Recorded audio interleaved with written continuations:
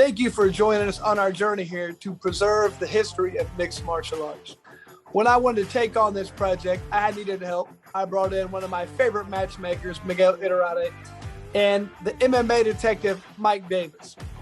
So to do this, we've been able to preserve history. Welcome and enjoy. Miguel Inoue back here on the Lights Out podcast, and we are in deep dive territory. The MMA Detective Mike Davis is with me, and we are joined by another jiu-jitsu legend. We've recently interviewed Marcos Suarez and Pedro Sauer. And how do you keep it going? How many guys are there at that level? And we found another one. We got another one. Ricardo Liborio has joined us, American top team, head coach for a long time. That's how he came to be worldwide renowned. And, he's done a lot more than that. We're about to find out a lot more of that. How are you, Ricardo? I'm good, Miguel. Good to see you, brother. It's been a while. It has. And how you guys doing? Everything's been great here, but I'm going to let the MMA Detective take over because we got a lot of questions for you, buddy. Ricardo, I've got 7 pages of questions. We're not going to get to all of them. My gosh. I hope good then. Good stuff.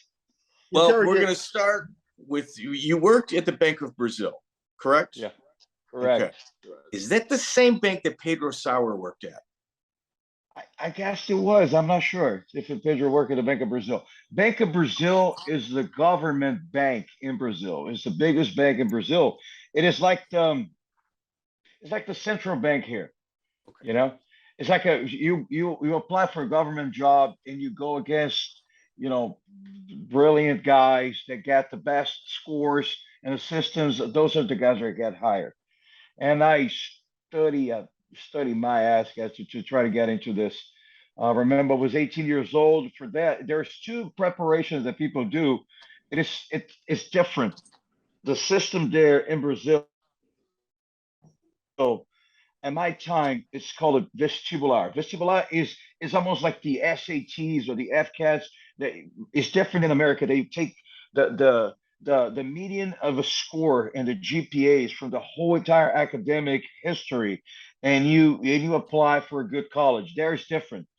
That means that you may suck during your academic life, but you prepare when you're 17 years old, and the highest score gave you permission to go to the best schools.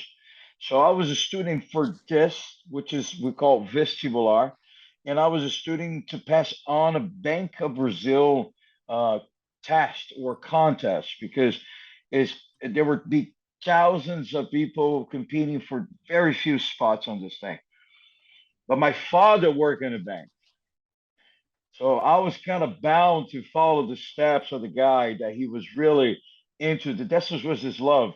His love was working in the bank, and I at the time I started working when 13 years old. 13 years old, you're able to apply to do whatever they call boys. Boys is the kids that actually go there and serve coffee and make Xerox copies at the time. And it was, get the Xerox copy, take 30 copies of this. And this used to be my life. I was 13 years old. So I was bound to work in the bank.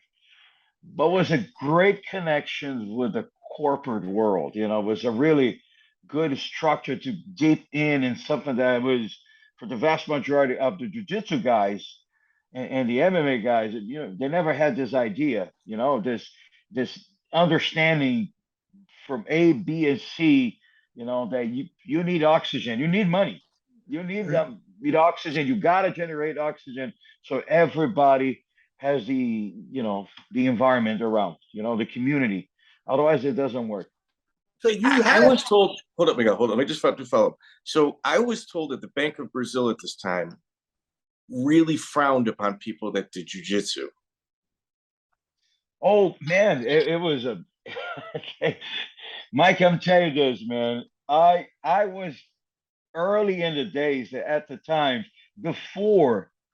It's just interesting that you're talking about this. Before MMA. It was the Vale Tudo times, the transition to the no holds bar, and transition to the MMA. Before there was basically nothing. That was the old days of the guys, that you see it, that Ricardo Gracie and Carlson Gracie, to hear the stories about this. But when this is interesting, Mike. Look at this. 1991, Carlson Gracie prepared a team of jiu-jitsu guys to compete against the Luta Livre guys in 1991. And was really the first time that jiu-jitsu got together against a common enemy. And Carlson was the general. And this is a big influence. Why? Number one is 1991. It was the first time that jiu-jitsu got together. Carlson was the head coach and the general of everything. Jiu-jitsu is fighting against a common enemy, which was the Luta Livre guys that end up being all, friends. But at the time, that was a kind of war. And it was the first time there was televised national on prime time TV in Brazil. Imagine this. This is 9 o'clock at night, and you put something like the NBC prime time when everybody's watching, and there was the Vale Tudo. And the guy's head and blood splashing everywhere. It was a craziness to happen. Those are the famous fights that have appeared later on the Gracie in Action tapes. It may be. This is the time that really just Walid, Ismail, Murilo Bustamante, Gugel. There was a bunch of jiu-jitsu guys that competed. But why this was so important? Number one is this. There was two transformations right there. For us, Carlson Gracie guy, that was the first time that jiu-jitsu got all together. So you have Marcelo Bering, Fabio Gurgel, Roberto Travain, Castelo Branco, jiu-jitsu guys that were competing against us, training under the roof in the same place. All of us all trained together. Everybody's there is helping to train together. This is one transformation. Number two is, look at this. This is how important it was, Mike. Carlson Gracie team at the time, it was training at night. So we have all the guys that, remember this, amateur guys, even although being high-level black belts at the time, all the guys that were training at night have a first job and a second job of being competitor. So they were not really 100% professionals. With this Vale Tudo thing, the training start being at noon. This training at noon changed everything. Why? Because only professional guys could be at noon, not the regular guy that goes training at night. What happened with this was really the separation in between who's going to be professional or who's not going to be professional. So this noon training that if you have a regular job, you couldn't do it unless you would do something like I did. And I'll tell you later about that. And I was waking up 5 o'clock in the morning, doing my training 7 o'clock in the morning, eating lunch inside the bathroom so nobody can see me. And at my time, the lunchtime, I was going to train with the guys. And I go back at night. You have the university at night, and you go train right after that. But very few people were doing this. Usually guys that were married or have careers, which is a different thing. But this separation was very important. 1991 is very important. Two things. On primetime TV, Jiu-Jitsu beat Luta Livre. The reputation of Jiu-Jitsu exploded all over Brazil. Every kid, every teenager kid wanted to do Jiu-Jitsu after that. And every mother and father were horrified about the violence of Jiu-Jitsu, not Jiu-Jitsu, of the Vale Tudo. Horrified. Everybody was like, what is this? This is human cockfighting. And for me especially, it was really bad because I was working in a bank and I was associated to Jiu-Jitsu, and I would have aspirations to get a position there as a manager. And everybody there was, imagine this. It's like, I don't know, be part of a gang or be part of a Hell's Angels, and you want to be the manager, but you're Hell's Angels. How did that's gonna work? But we went through it. Nowadays it's a completely different world. But at the time, imagine this. Don't forget this. 1991, it was a big inspiration for 1993 UFCs. Yeah, sure. Remember this? Yeah, for sure. Now, how did you get to 1991? Were you a black belt by then? Take us through your path. How did you meet Carlson? I was 1991. I was a brown belt. I was training with the guys, but the core team of Carlson was all training with the guys that was going to be doing Luta Livre. You're going to be fighting against the Luta Livre. And Murilo Bustamante is my brother. You know, he's really, really good friend of mine until today. And I was really there helping him for the most part because this is a real brother to me. And I was in his corner when that happened. I have to be there for Murillo in a way. I couldn't get involved in the Vale Tudos. I couldn't get involved at all because of the reputation. I could lose my job. This is really, again, it was, guys, is one notch above the one I'm saying here right now. Right now, I'm speaking of something, but no, there is, man, you're a criminal. What you're doing is criminal. You're human cockfighting. You installed violence, and people couldn't understand, you know? How do you meet Carlson Gracie? How does the relationship start growing? Well, I met Carlson Gracie through the person who brought me into jiu-jitsu, which is ended up being the Carlson Gracie first red belt. His name is Carlos Rosado. So Rosado was the uncle on my first girlfriend. I went to a barbecue in his house at Churrasco. This is what we call there on a Sunday. And he says, "Hey man, you're short, stocky. I think you should start training jiu-jitsu." And I was having curiosity I always liked the fight game. I was never a guy who fought in the streets and anything, but I always liked the fight game. And I have passion for judo. I have passion for boxing. I always watched at the Olympics.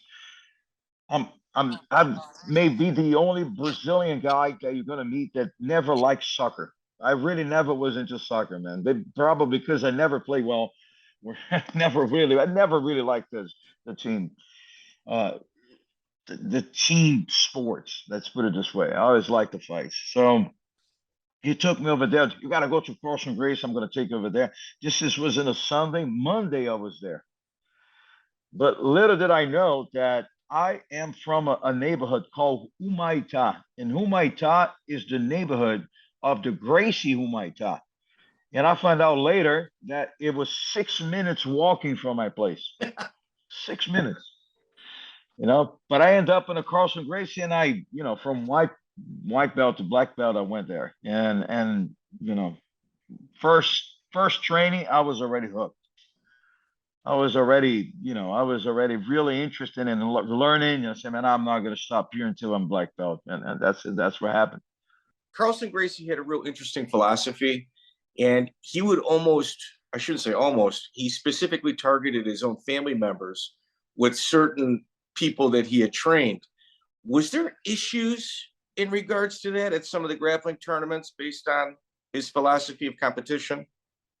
Oh, there was a lot of issues there was a competition. The competition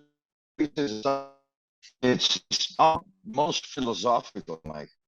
And in a certain way, this is really what made the sport to grow, in this pattern. Because in between them, they have, treacherous rivalry, but it was a healthy rivalry in a certain way. They will be able to compete ferociously against each other, but they sit down at the table afterwards. Does that make sense? There was really competition, and they prepare people to compete about it. But afterwards, it's like what happened to, it's like what happened when Luta Livre guys invaded the Gracie Humaitá. There was this beef against Hugo Duarte and Rickson Gracie, and they went there. Some of the Luta Livre guys went there, and after a phone call, the whole team of Carlson, the whole jiu-jitsu went there afterwards. But Carlson was called first, and from the call, everybody was there. I remember there was, I don't know, 50, 60 people there that show up after the guys got inside and they left, but the whole crew comes in. When I try to say, the way I compare is this: The way I compare is this: the Gracies, in a certain way, they fight in between each other. But if you put something else over this, you put another dog inside right there, they're gonna get together to kill the dog and then continue fighting to get biting each other there. But nobody, that's exactly what it is. It's almost like the jiu-jitsu part. They fight with each other, but if you put somebody strange there, everybody got to and gang up on that guy. And then after that, they continue biting, love bites here and there. That's most likely what it is. So there was a rivalry and there was competition. Carlson was extremely competitive, but with everything. He was extremely competitive with, I don't know, man, cards, little games, but whatever it is there, he was up to the test of competition. He loved that. So I think that reflect on results in a certain way, definitely he did. Can I ask you? You said I don't want to mispronounce it. Umaita, the gym. Yes, Umaita. Okay, you say it better than me. But from there comes your future rival, Saulo Ribeiro. No, Saulo. Did you ever run across him when he was young, when you were brown belts or purple belts or anything? Because, or is he younger than you? Where no, does he? He's younger. Oh, he's younger. Saulo is younger. No, Carlson was Saulo was a little younger. Okay. So I didn't get that generation. He came from a different generation. It was a generation, but after us, Okay. So there is a little bit older guys. I don't know if he's 5 years older, younger, or 6 years younger, or something like this. Okay. But I competed with him. I competed and I lost to him on the finals of the ADCC. Yeah, Michael take us there. That's why I asked, just to see if you had run into him early. That's all I wanted to know. So okay, so you mentioned the dirty word, Luta Livre. Everyone, like on one side, like the Luta Livre guys, they're just so die hard in regards to where they came from, as well as the Jiu Jitsu guys. They're two very proud, factions of combat sports teams. What was your experience personally with the Luta Livre guys? Was there any camaraderie at all, or was it just enemies in the wild? No, Mike, I always thought different, man. I never fall into this, I was there for everything because I trained with the high level guys, but I am not,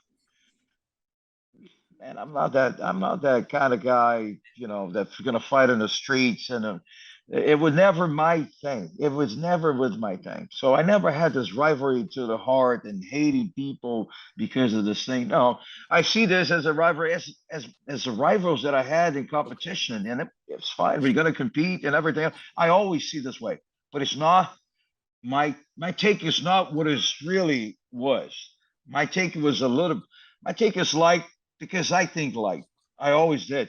I don't bring this hate for him. I just really don't, man. It never was me. I never thought this way. I never act this way. It was just not me. That's not my take. But at the same time, I saw what is happening. People are fighting in the streets. People made the news. It's like made the news. But that's also the younger generation. It was not, for example, the main guys of Carlson Gracie, for example. Maybe I'm wrong.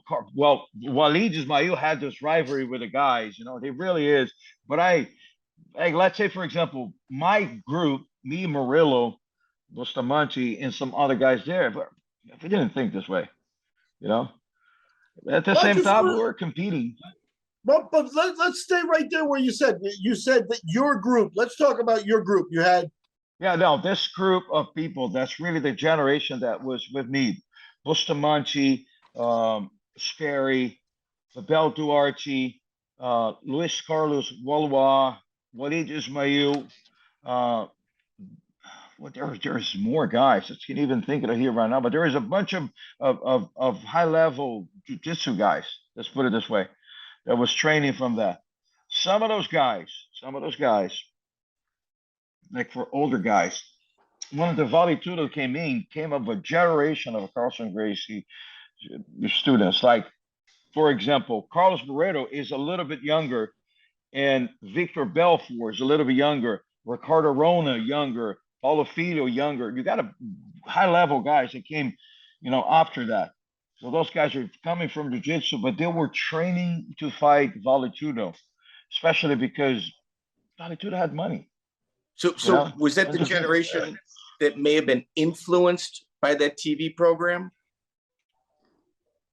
Maybe, yes. That's a good point there, Mike. Maybe was. Okay. Those are those guys that were between 15, 16 years old. And now they're adults and they really want to fight, and they go from there. That's a good point right there. Yes, maybe that's the generation that got influenced by this fights that those guys had at the Luta Livre against Jiu-Jitsu, for sure.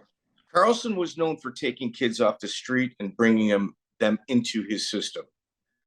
What was the vetting process like? Because essentially you're taking some people from abject poverty that you have to trust and rely on and put them into a system that it's going to be very foreign for them. Yeah. Carlson is being well known in Brazil to be the Robin Hood of Jiu-Jitsu. If it wasn't for him, I don't think the poor kid would have a chance to compete in a high level and see real aspirations to go in a higher level. Carlson took the guys from the street and was not really it was really not destructed of the money for him, and it was not. Before this, jiu-jitsu was really taught by, two aristocrats, people that have money that can pay the Gracie academies, and Carlson, and also Hall's Gracies too. It seems like Hall's had a big factor of inspiration to a generation of guys there. You see, Alliance is the highest level team. It was inspired by Halls through his student was Jacare. So I think those guys kind of popularized the sport, not just in competition, but also getting the masses on it, masses that can afford. And don't forget this, jiu-jitsu until today is still a very expensive martial arts to practice. It is not like judo. It is not like wrestling. It is not like boxing. Those Olympic sports, is like it or not, they have a different business model because the government fund many of the clubs and assets. You got this from grants instead of getting from tuitions. Let's put it this way. It's a different perspective. And in a certain way, jiu-jitsu was expensive in Brazil, still practice in my time in the South Zone of Rio a lot. Is preeminent in the South Zone of Rio. And it was very linked to surfing because Hall's Gracie and a lot of guys there, a lot of those good surfers that started practicing jiu-jitsu, guys that used to go to Hawaii and getting beat up, started going to jiu-jitsu and started beating up the guys that they used to beat up there in Hawaii. There's a bunch of stories like this. But Carlson itself was a guy who brought to the masses. I consider him as a Robin Hood of jiu-jitsu. Wow. Were you at the first UFC in 1993? No, I wasn't there at the first, but I was there at the second. I remember when Victor fought. He fought first in Hawaii, and where was that, man? I think it was when was the Carlson when Royce fought the guy with the glove? Arch Emerson was UFC 1. It was UFC 1? Yeah. UFC 2 was one of the most brutal ones where it was one of the most savage events ever in regards to combat sports. No, I was not there, guys. Maybe I was not there for a couple months. I was one of the first ones, but I was not for sure. I was not there for the first one, but we were walls watching on TV at the time. I don't know how it was a VHS. Everybody was expecting the results to come in so we could actually see it. I don't even know how we can watch. There was no satellite or anything like that. Everything was on tape, I guess. I don't remember now, guys. Let me I ask really you. don't remember now how. Go ahead. Yeah, just Royce is still a little bit, different side of the family at that point. The first guy, official Carlson guy, if I'm not mistaken, was Bitech, like UFC 7 or 8. Yep. Were you with It was Omri the Bitech? one of the fire. It was UFC 9 No, I against wasn't. Don Fry. Yeah, he fought Don Fry. No, I wasn't not in the beginning. My question is how do we actually was watching? I remember we were always watching the UFCs, but there was not. I don't think there is live transmission. Do they? Did they have live transmission? It was on cable. It was on cable. Yeah. Yeah, there may have been ways to steal it to see it quick, or you may have seen it the day after. If there's a way to get a free UFC event, I think the Okay. country of Brazil, Yeah. They would probably find out from it. they could figure that out. We always get together to watch the UFCs, and everybody was cheering for Royce. Everybody. There was no doubt about it. Especially the reality is this: what Royce had done it was something that probably opened the doors not just for me, but for every Brazilian guy that can say that doing the Brazilian Jiu-Jitsu. And it's, believe me, guys, what Royce did was magical. What he really did was tremendously magical because number one, Royce was not a popular guy in Brazil like Rickson was. Royce, Royce and Euler were really the two most popular guys in jiu-jitsu in between the competitors because they were competing everything at the time and winning everything. So we see what Rickson was doing, we see what Euler was doing, but Royce, average guy in a certain way, and he went there and he really he fought against some really big muscular specimens there. And what he did with Ken Shamrock, with Chemo, or Chemo Alexander at Chemo, right? It was like it was fantastic. What he did to introduce jiu-jitsu through that little skinny figure, man, it opened the doors for all of us.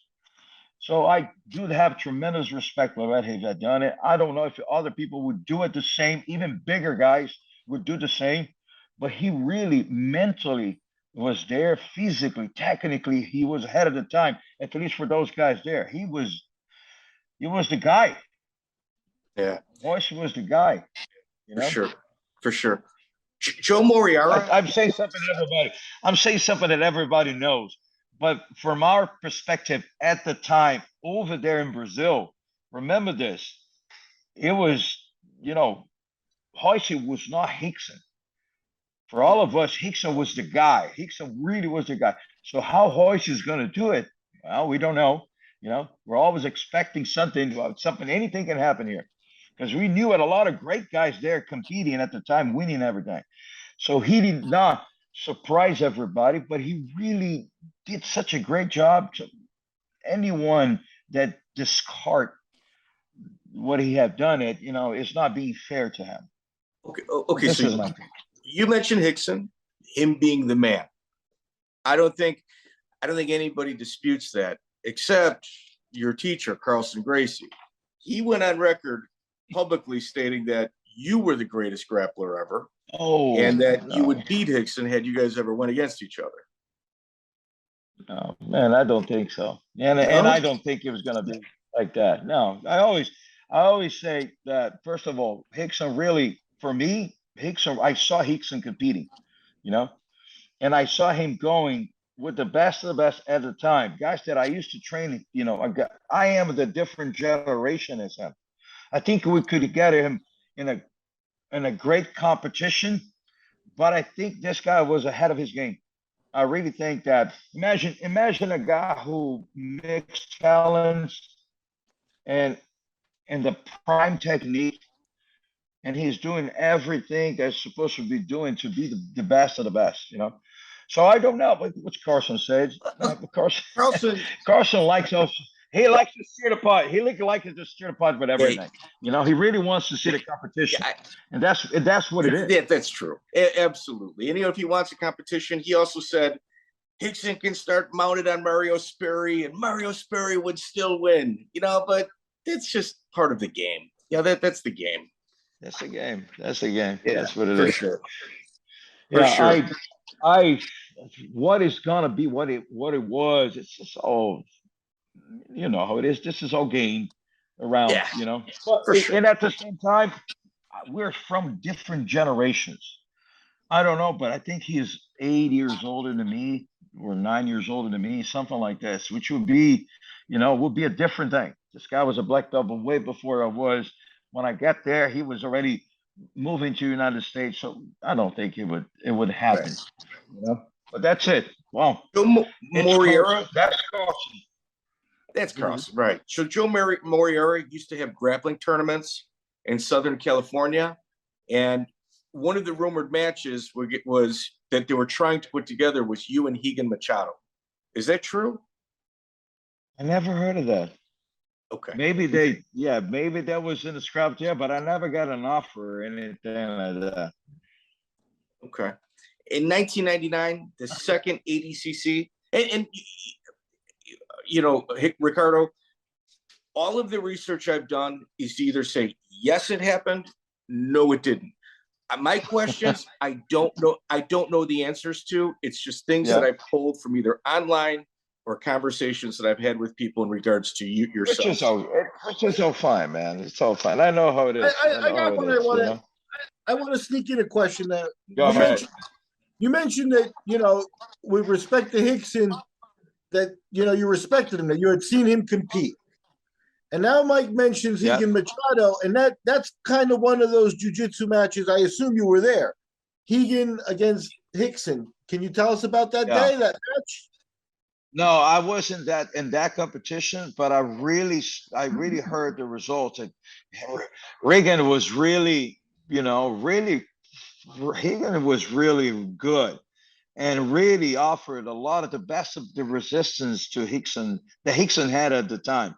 Don't forget, those guys are cousins, right? Yeah. In a certain way, they're cousins. They're from the same family. So Rickson was open for any challenges, and he, actually, Rigan did pretty well in the first minutes of the fight, and after that, he reversed for submission. And I don't know. I really wish that I was there too, but it's something that goes to the legends. A lot of people talking that this was really one of the best matches that Rickson ever had. This and Sergio Pena. Okay, yeah. Sergio Pena was another guy too that was winning the match until the last minutes, and Rickson was able to pull the victory. So in 1999, you compete in your first ADCC event. Miguel, you were one of the people that were help coordinating that. Am I correct? 99, yeah, I was there. So how does Ricardo come onto your radar? Oh, at this point, every category has several jiu-jitsu guys.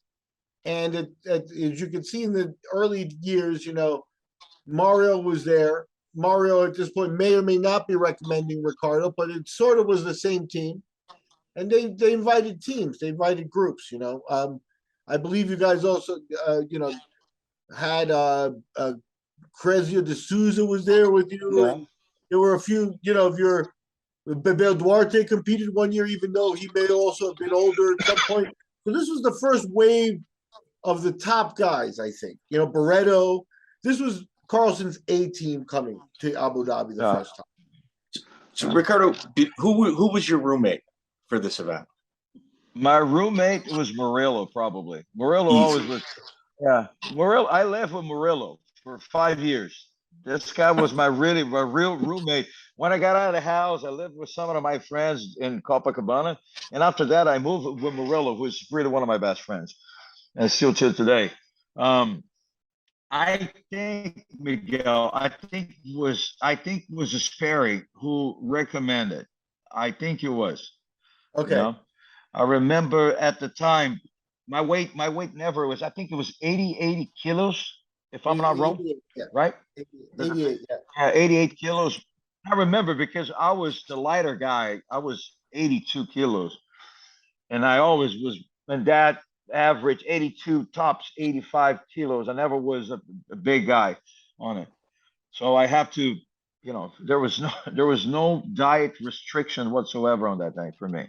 I remember I didn't have to cut weight. I have to gain weight to actually compete on the 88 kilos there. So Akihiro Gono was your first opponent. Was it? Yeah. Mike, I am terrible. My memory is the worst, man. I think I have Alzheimer's or something like this. I really don't remember things like that. But Gono, I remember competing with Gono. And Gono it was a good match. He was a good fight. He was very entertaining. Gono always was an entertaining guy. Yeah, let me ask you a little bit about mindset, though, because Abu Dhabi now in '99, how long had it been since you competed? I know that, at some point you're teaching and things, but like how long had it been since you competed? And did that maybe affect you a little bit? Because that's a long time, I think. Yeah. I think there is a time there for me. I competed in 96, 97, 98. I went back to school. I went to school, not just to finish college itself, but I went back to school also so I could get a promotion on the job. I was applying for management. So I have to show that I was doing some sort of a master's degree of what we call the post-graduation. So I had to be in school. So I started doing this for quite a while, and I really, I took away it a little bit. That's when Carlson was calling me all the time. You got to come back, man. You got to come back. You got to come back to train. And at the time, I was working in a bank. That was, I remember the time I was working in a bank. I was just visiting a client, and Carlson called me to have lunch, and he said, "Man, you got to come back to train, man. You can't keep doing this here right now." That's what the time was, 97, 98, something like this. And I was between, what I'm going to do, man. Really, this was even interesting because at one point there right now, I left the job. I left the Bank of Brazil. I left my job. I was so unhappy working in a corporate world, working in banking, and I had to make a decision. And I remember everybody was, man, you were not. Imagine this on a site. My father was he retires as superintendent of a bank. I was going to the school. I did business administration. Now I'm doing trying to get a post graduation together. But the corporate world was terrible to me. I really did not enjoy being around fakeness, if it makes sense. I was raised in an environment. If you don't like something, you say something, and you discuss the things right there. You know what I'm saying? You're in a fight environment. There is some sort of a truthness on this. If you don't like it, let's go train, let's go fight, and you resolve the problem right there, and it's okay. It's more noble. And I was around bankers and everything, man. It was everything. It was. Carlson calls you, says, "Please stop earning money and making a living and come to jiu-jitsu." Pretty much. But he always like this. The guys need training, and I was always one of the guys that, hey, man, which I agree with him. You got to understand this. When you're not competing, you got to be there to help somebody, man. You got to be there to help your teammates. And I always had this idea, man, I got to be there at least for the guys who are going to compete. Otherwise, what are you going to do? You can't be good at just doing katas in front of the mirror. You know what I'm saying? You're gonna have to sweat your ass, and you go over there and you just beat the shit out of each other, and that's how you earn. It's just how you get better. Hard training, and the guys need teammates, and I was one of the guys there. This is the time that I said, okay, you know what, I can't do this anymore, and I say, I took a plan there in the Bank of Brazil, and I left the Bank of Brazil, and that was it. That was history for me. How mad was your father? Everybody thought it was crazy. How Oh mad my was your God, father? man. Hey, he was a good guy, so he said, "Man, do what do what your life tells you, and what you're going to be happy at it." But it was a very difficult decision. It really was. It was a difficult decision, not just because the family pressure itself, but also, what's the career from there? Imagine in 1999, and you dropping off a corporate world with making real money. I was making six figures at the time. You drop it everything to work in jiu-jitsu. Yeah. Everybody. You can't fake it. You can't fake you it. are nuts. You are a nut job. You're crazy. Yeah. But I would never be good. I would never be great at something. You know what I'm saying? I could be great at jiu-jitsu or great in being a coach or great. I know I'm an exit in the jiu-jitsu community, in the industry that we have it. I have a better understanding than a lot of people because of the corporate world. You can understand a little bit. But I would never be great in banking. No, ever. Because I hate it. If you hate something, you can never be great at it. No. No. That's it. No. And I did. It is what it is. Yeah. I can't. It's one of the best decisions that I have done in my life. For sure. The whole life. One of the best things I've ever done. It was really leaving that site to do what I really pursue, what I love. So that 1999 ADCC is incredible. You beat the Magic Man from Garbaka Gym, Akihiro Gono 5-0. You'll go up against Luis Orlando. You beat him 16-0.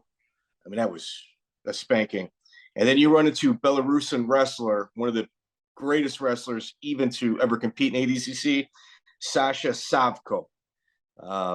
Sasha Savko. He's famous for passing away in 2004, training for the 2004 Olympics, but he's an absolute savage, and he outpoints you. Yeah, that's it.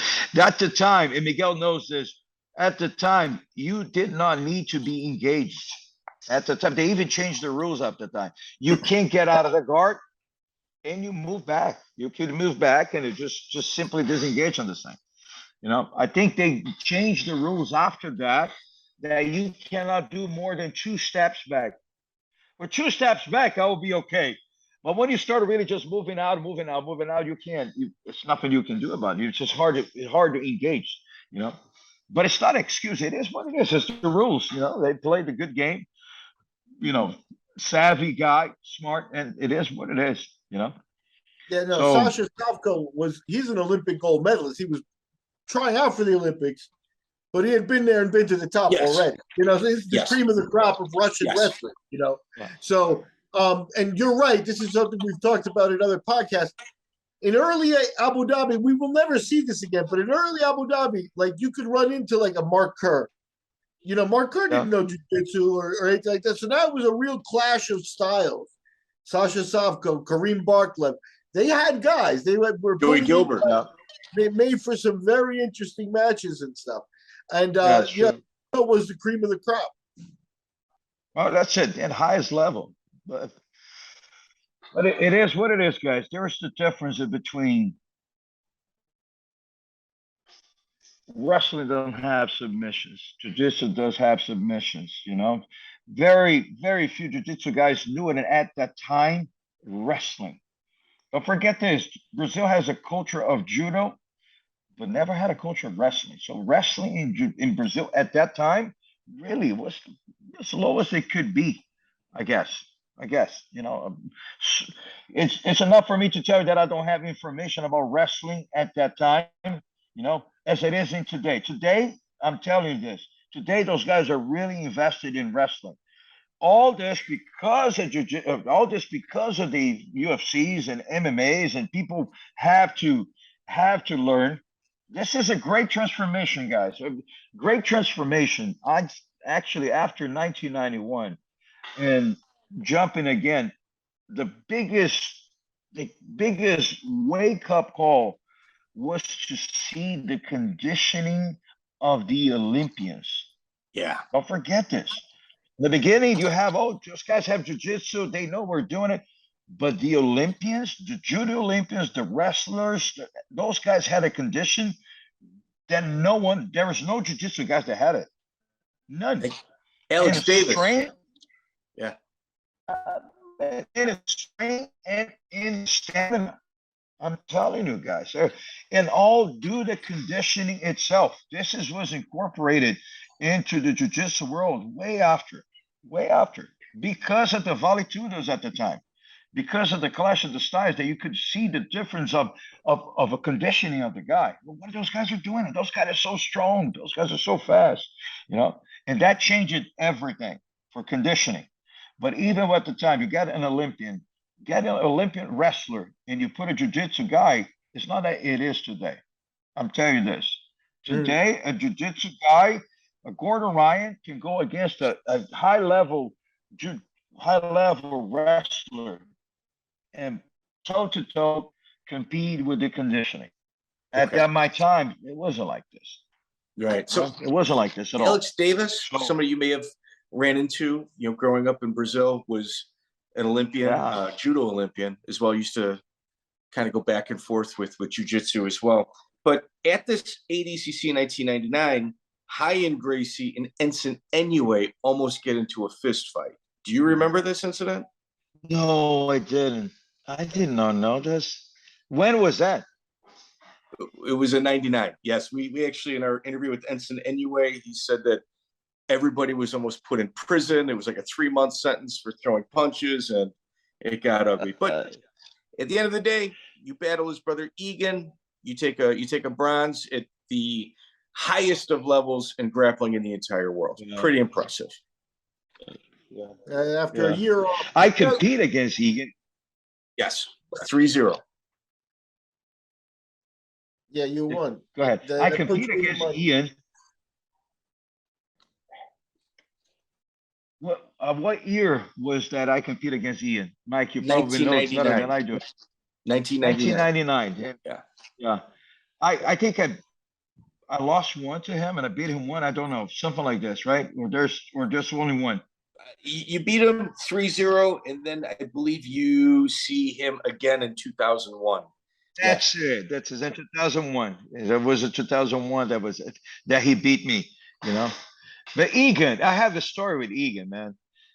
Egan was competing at Jiu-Jitsu World Championships in Brazil as a purple belt. And I was arriving there in a taxi, and I just got right there. And Egan and the taxi driver is trying to charge him like a $200 or something like this for the ride. And I arrived at the same time. And I remember Egan from the times in Japan. So the guy tried to rob this guy, and I was there. I knew about, few English words, and I said, no, I got it. So it was not 200. And so I kind of put the taxi driver in his pocket. and I saved Egan from being robbed right there by the taxi driver. And he talks about this. He always sent me a message. He always thanked me so much. Was 1997, I guess, or something like this.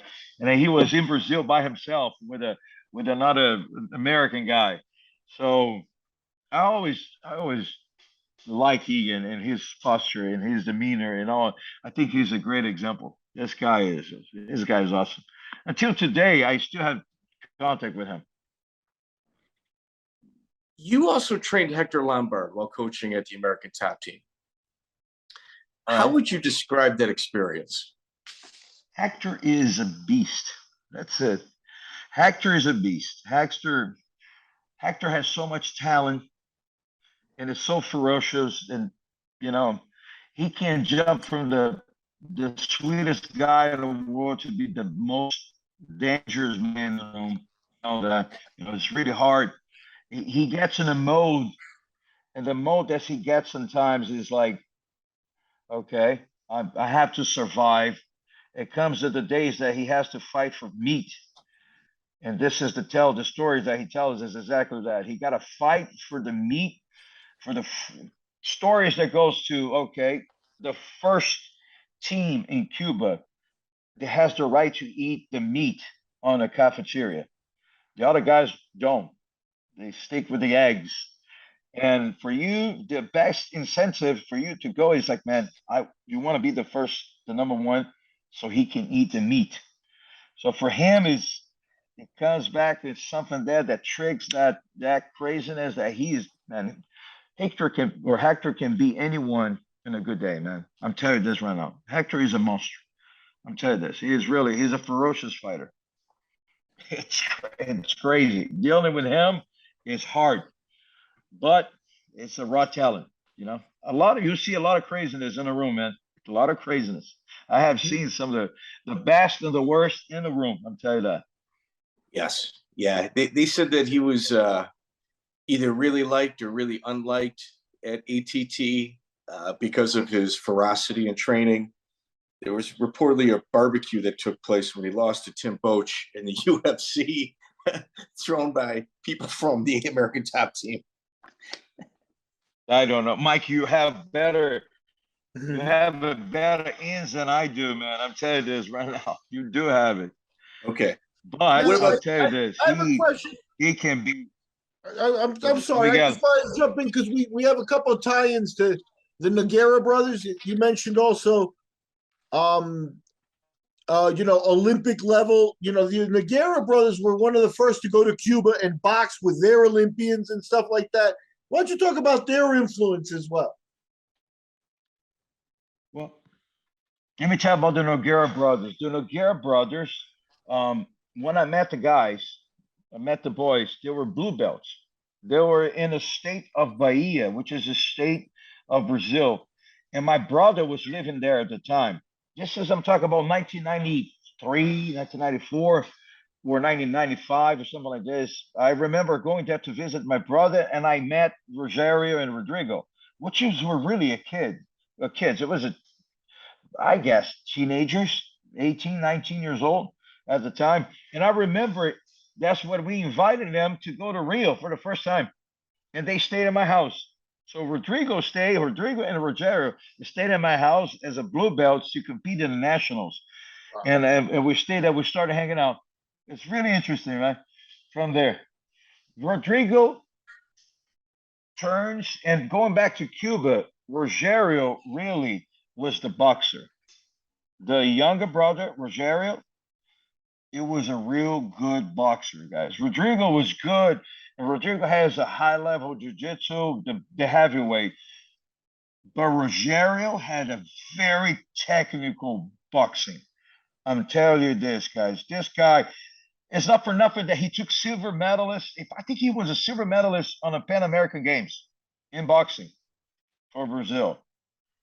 He was a high-level boxer, but he always was into the boxing and the drilling and the training. It's very interesting because, Mike, I never said, but both of you, Mike and Miguel, I never saw someone with better mindset than Rodrigo Nogueira.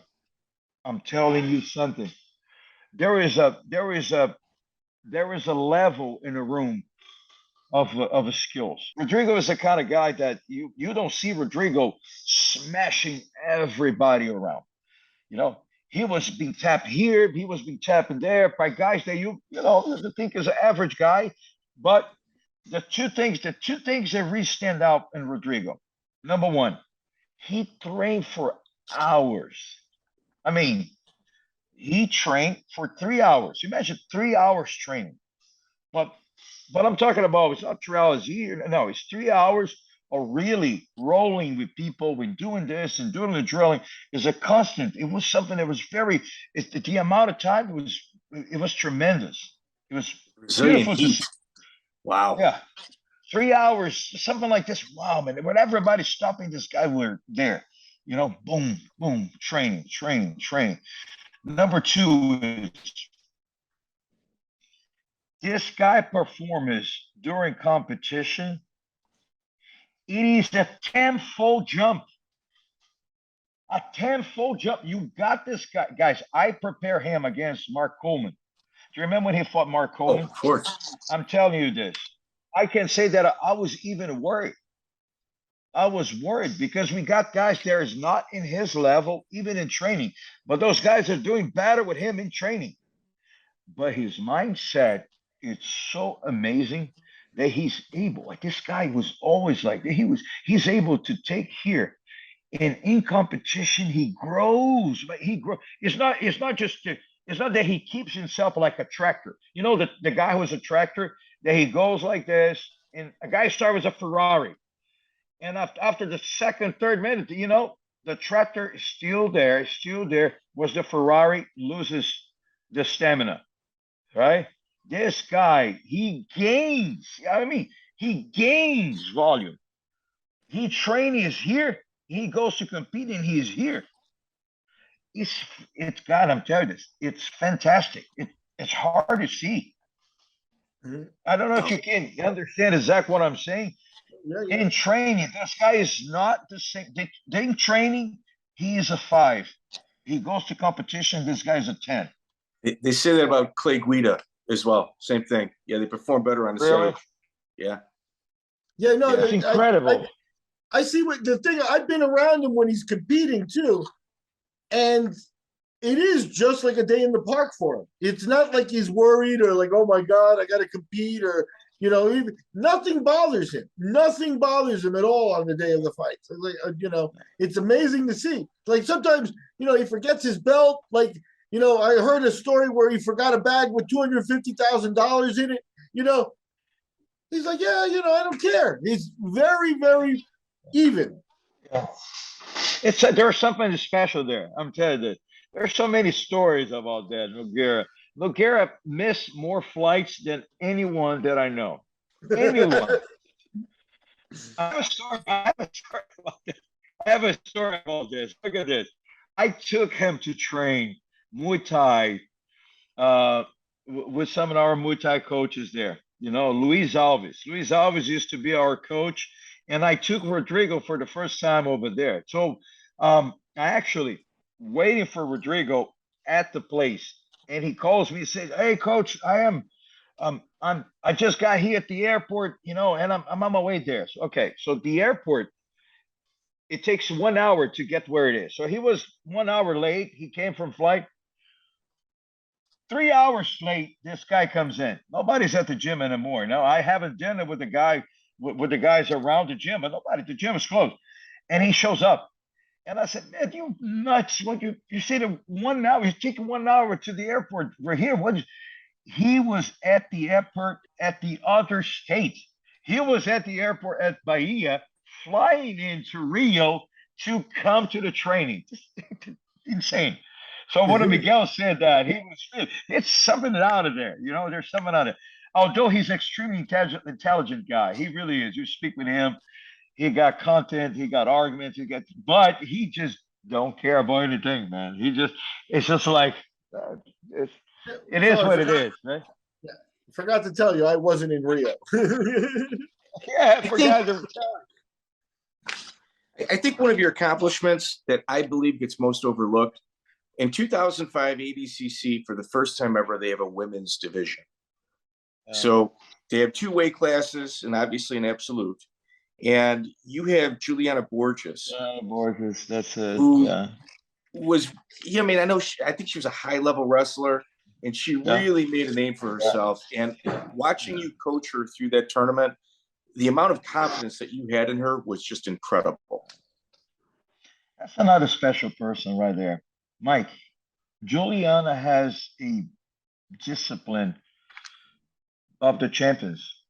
The discipline of the champions. She was one of the people that took more belief in what I was saying with my experience of coaching people and going and performance, high performance. And she was doing absolutely everything. Again, she was a good wrestler. She did not have a background in jiu-jitsu like we expected.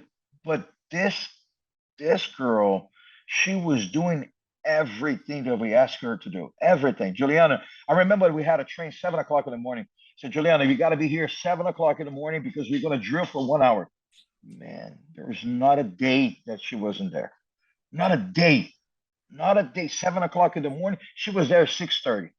you know, and the conditioning. She never skipped. There's no excuses.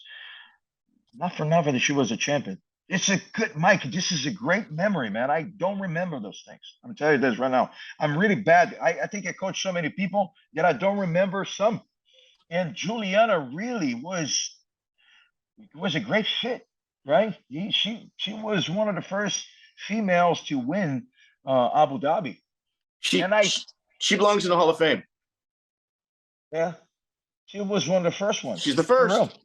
Yep, that's true. And she was absolute, and she deserved it. She's an amazing human being, Mike. For me, at this stage of my life, too, I don't want to, look like a philosopher or anything like that, but it's not just about results for me, man. I think that people have to contribute in this life with not just with positions and accolades and awards. You got to do something for the community itself. And she was amazing. She was a great inspiration, Thank you for reminding me of that. I forgot. Yeah, no, she's special. I was talking about helping the community.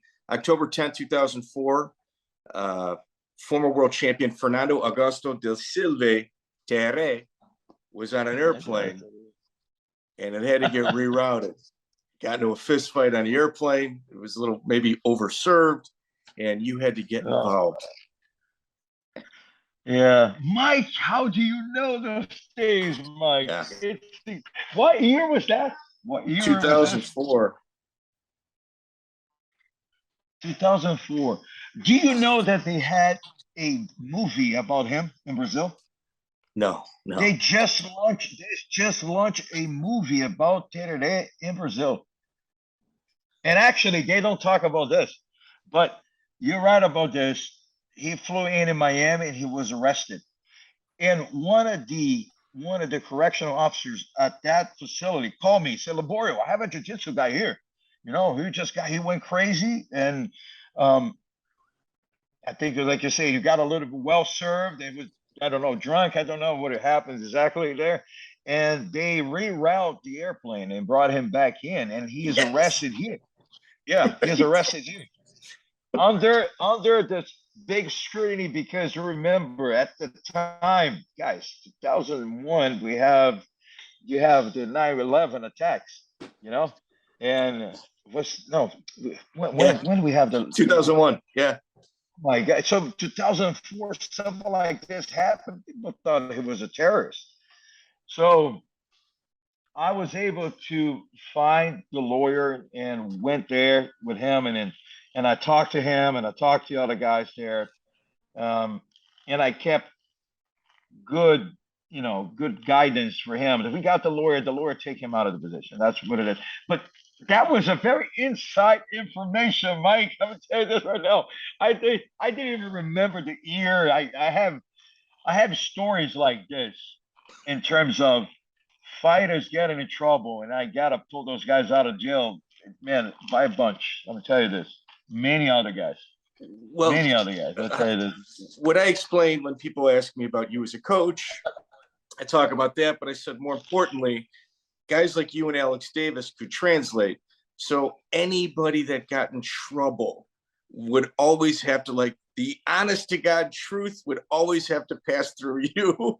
There was no lying or trying to hide, because you would have to translate. Yeah. Oh, man. I have wives calling me. I have girlfriends knocking on my door. I have so many of the stories that things that I can't even say. Big up, check. Remember this? Pride Bushido 14.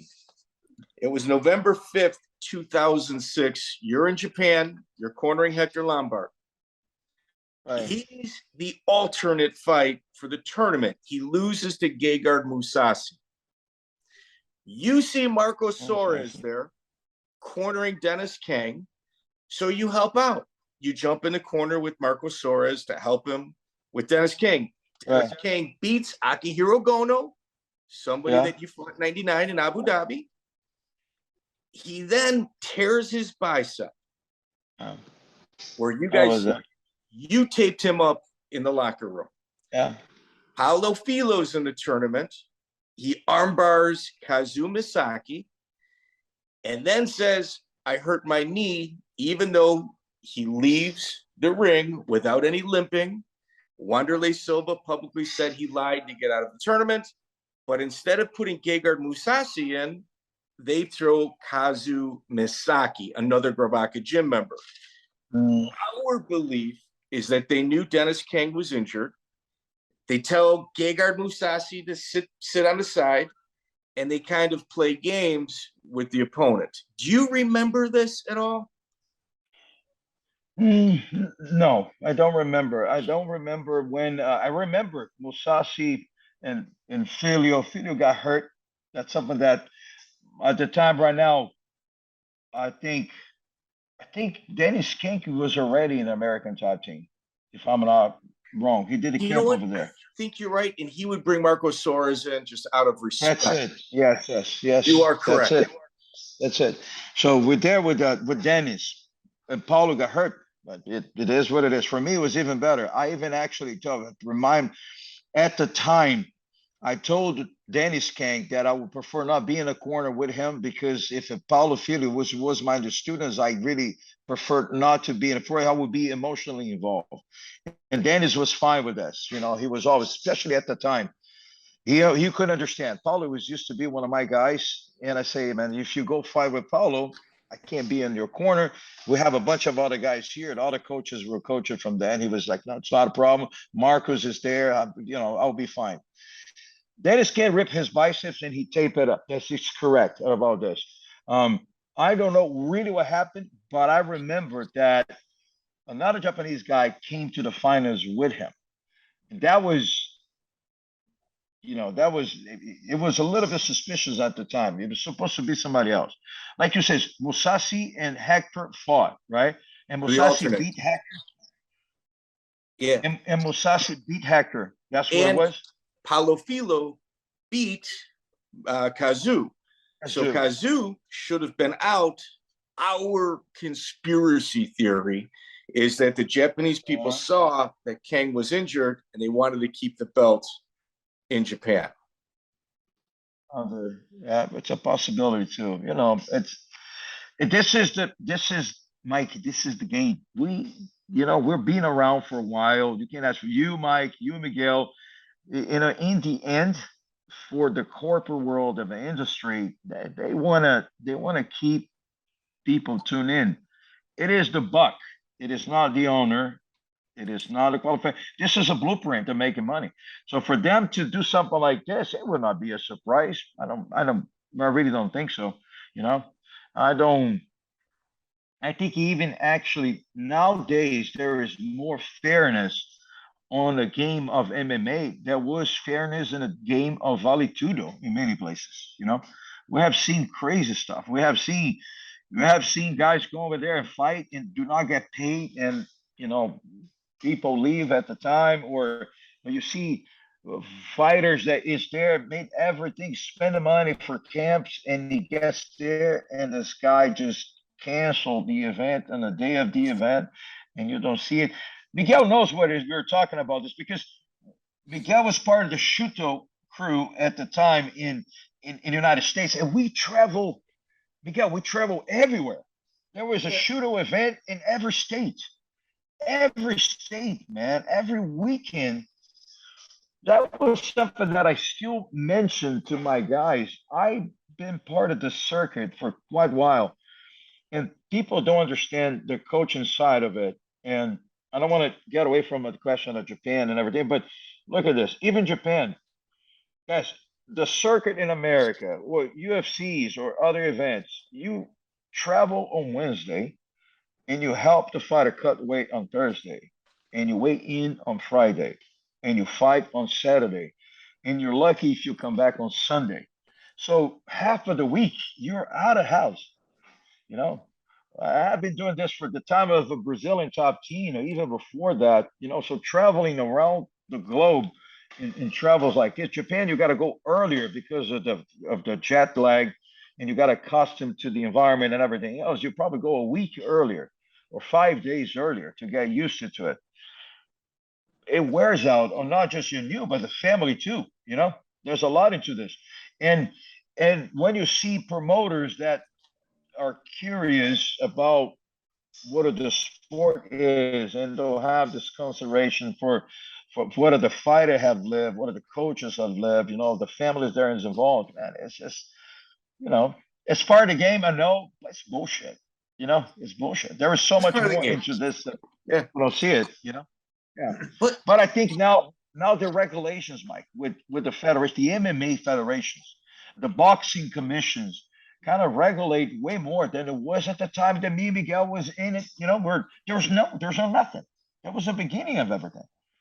It was the Vale Tudos. It was a no holds barred. It was not MMA as a sport, So it's just you mentioned Shudo. Yeah. And you traveled quite a bit. November 20th, 2004, you came to the Chicagoland area, Ironheart Crown. You had Jay-Z versus Bart Pelizewski and Thiago Alves versus Jason Chambers. And it was, I'm just going to be very honest with you. You American Top Team guys at this time, you all had your jumpsuits on. You guys would come and you would get promoters just to go, okay, you don't have to pay our flight. You don't even have to pay our guys. And you guys would go in there and you would murder ticket sellers. You guys killed more ticket sellers in places across the country than anybody else. Sure. That's true, because look, when I came from Brazilian Top Team, and let's go back to the 1991. Why I stick with MMA or Vale Tudo at the time? Because I was part of a process learning from the best. I learned from Carlson Gracie, man. As an inspiration to see him working with the 1991 guys, and after that, following them around and seeing those guys in a circuit that was not really created. That was something in Japan, and something events started popping up. Remember, that was the time of the Vale Tudos, even before UFCs. It was pay good money. It took a lot of those guys from Jiu Jitsu to Vale Tudo at the time. I could not fight, especially because I was working for Bank of Brazil. Don't forget this. Remember, that was the whole bad audience on it. If you fight Vale Tudo, you're a criminal. It's almost like doing something like this in Brazil. It was the human cockfighting, whatever it is there. So I learned a lot. When the Brazilian Top Team was created, we have a lot of knowledge of how to train fighters or dealing with fighters. It's not talking about just periodization of a training and installation of the techniques and the drilling of it, and cutting weight. It's not just that. I'm talking about dealing with the daily basis human, which is the hardest thing. It's really hard. You guys promote events, you know how it is. Imagine if in a promotion of the event is already hard, imagine during the whole entire camp. There is a huge, people are vulnerable when they're fighting, or with the anxiety of fighting. That's why the coach has to come in much more than just a technician. It's not everybody mentally stable enough. A lot of ups and downs, and people from ups and downs take other, drugs and supplements to stabilize things, to feel this way or that way. Anyway, now you got to deal with the human. That's maybe one of the hardest parts, is dealing with the fears, the anxieties, the sadness, the happiness, and all this whole. People are too happy sometimes. They start doing shit. They started going out and drinking. Famous. When they see it, they caught up in something that was going to destroy their careers. I'm sorry to say this right now. Now, going back a little bit, Mike. We knew it while we were doing it. American Top Team, when it was created, it was a baby whale. I came from Brazilian Top Team, and we had this idea of creating. I knew if I had a proposal to go to Japan. Yes. Actually, I had a proposal to move to Japan, and moving to Japan, I wanted to learn English, because there was only one guy speaking English at the time, which is Sperry. And I say, I'm going to go to learn English. I got the offer in Japan, and we flew into the United States. And at the time there, I met Lombard, I met Dan, and we end up making agreements so I can spend 6 months over there. From there on, I already had the idea because I proposed to guys there. You cannot create something in Japan and it call Brazilian top team. It will not be as successful if you call a Japanese top team. Or in America, if it was American top team, it would be more successful than Brazilian top team. And this is any other big place in the world. Marketing. People have pride in marketing, and Yes. people have pride in their flagship and their culture and all this.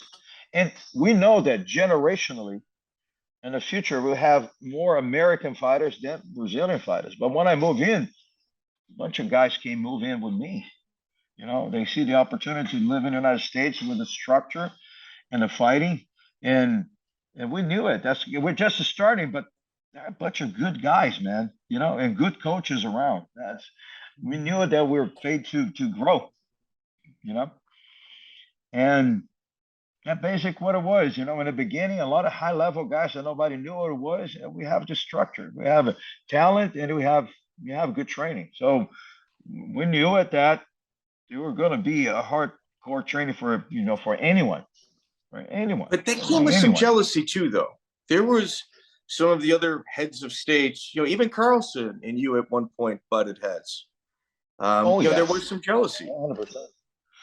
Yeah, jealousy always gonna be there. There's no anything that you do in life, Mike. Anything that you're a leader on it, that you expose words or position, you're gonna have conflict. There's only one spot, you want to be the best. That's the aim, and a lot of people aim for the same goal, and it is what it is. It's leadership. The guy who's not okay to deal with that can't beat just the leader. Like for me right now, guys, I don't want to do anything that it take my peace away. That makes sense? I'm done with that. I'm really happy doing what I'm doing right now and working at the University of Central Florida, installing academically classes, and I am happy. But like this, I ate my piece of the shit sandwich one time. That's part of the game. You got to do what you got to do. So that's it. And that's it. There is one championship. There's one basketball, whatever it is. And if you have the mind of the champion, you stop, you fight for it. That's it. September 27, 2014, you cornered Yoel Romero at UFC 178. He fought Tim Kennedy. Yoel was winning. He was way ahead on the scorecards. And then in the last 10 seconds of round 2, Tim catches him with the right hand, where Yoel looked like he got saved by the bell. Do you remember what took place in between the rounds? I remember. The guys poured a lot of water in his head, and they were really actually drying up there, and they were speaking, but the guy was speaking English with the coach. I was outside. I was not inside of that. Those guys are speaking in Spanish, and they kept, well, even if they do this on purpose or not, but when the official was talking to Paulino, the boxing coach, and talking to Paulino and Roberto, and they're speaking English with the guys. Those guys don't speak English, guys. I'm telling you this, they don't. So they're pouring the water, whatever. They did this on purpose or not on purpose. But there is one thing they can't understand. You're talking to English with them, and believe me or not, they do not. I gotta speak Spanish with them. At the time, I had to speak Spanish with those guys. And my Spanish sucks, but that's how I communicate with them. It wasn't in English. It was not in English. And I was outside of this thing here right now. You gotta hurry up. You gotta do this thing here right now. But it is what it is, And I don't really think that this has really changed the result of the fight, Mike. Honestly, I really don't think this is really what it really changed because after that Yoel came back and knocked him out, right? It was something like that. Well, as a corner, my opinion, as a corner, your job isn't the rules. Your job is to put your fighter in the best position. And whatever happens between A and B, it is what it is. That's on the organization. They should have taken a point. I don't think that's right. No, I don't think this way. For me, I will not do this purposely. It's not my thing. Stall the position or really break it in. Now, if they did it as on purpose, it's just something that, I'm telling you this right now, it was not simulated, it was not orchestrated or rehearsal before. If they did it because it's something cultural, something, yeah, I mean, maybe it may happen. I don't know, man. I was boxing. outside. It's boxing 101. But it really, yeah, it may be, but it was not orchestrated at this point. Okay, if you do this, you're gonna be happy there. It wasn't like this. But at the same time, Yoel will not lose that fight, man. I'm telling you this. Yoel in a good mindset, he will be champion. I'm telling you guys this. I tell you more than that. Mike, I have coached a lot of people. A lot of people. Yoel is the most athletic athlete that I really actually coach in my life. I believe that. I'm telling you this right now. Romero is the most athletic person that I ever coached in my life. That's insane. Most athletic. I'm telling you, most athletic. And you can name it, guys. I've been around and I have coached high-level guys. High-level guys. You can name it. Robbie Lawler, Tyrone Woodley, Hector Lombard, whatever. You name it. You name it. I've been there. Jeff Molson on this thing. Yoel is the most athletic human being that I ever worked with. So I'm telling you. Let me set the table. This gentleman comes from one of the strongest lineages in Brazilian fighting history, goes to the United States, trains some of the greatest athletes this country has ever produced, and Yoel Romero is number one. Yoel Romero is the most athletic human being that I work with. I'm telling you this. It was unfortunate that agent wasn't on his side. I just imagine this guy with 30 years old. Imagine him with 30 years old or 20-something years old. I'm telling you this. And also, he works hard. He's not disciplined with time, but he works a lot. And one thing is curious. Let me tell you this. EOL did not sparring, punching in the face at all for many camps. His conditioning, it's something out of this world. This world. His time for drilling, there's times that I was drilling with this guy for 4 hours straight. You know what is drilling and training grappling for 4 hours? 4 hours. Miguel, you've been around. Yeah. 4 hours continuously training. I'm telling you, you pass out of hunger. I'm telling you this right now. This guy has a desire to learn. He had a neck problem. He got this back surgery, and it's really, if you see it, he has this big scar on the back. He couldn't spar much because he could get punched in the head, so he can lose motions and things like that. And for many fights, he didn't spar at all. That's insane. He amped up in the conditioning, amped up in the drilling, amped up on the mitts and the movement, but his sparring, it's just a sparring, no. It's unbelievable. This guy has the timing that he has. That's the punching, the accuracy that he has, the movement. It's something out of this world, man. I'm telling you, this is art. I'm telling you, it's art. Yeah. So you opened the door. Robbie Lawler, Tyron Woodley. They fought UFC 201 July 30th, 2016. You had to organize two different, completely separate camps out of the same gym for them. Mike, I wasn't there. I already moved to Orlando at the time. At the time, I was already in Orlando, so I did not see this at the time. I trained Robbie when he fought against Johnny Hendricks. I trained Tyrone. But when those guys really competing against each other, I was moving to Orlando. what year was this? Was 2016? 2016. I was already in Orlando living this, university life. So I was already out of American Top Team. So I heard there was a lot of tension from there, because of the camps. But I just said that there is one belt. There's only one belt. There's only one belt. And it's not that those guys were best friends in the world. I mean, those guys are they're teammates, but I don't think those guys are really tied up together. They're not a part of the same clique, just the same guys fighting over and over and over. It would be different than Colby Covington and Masvidal. They're always tied together.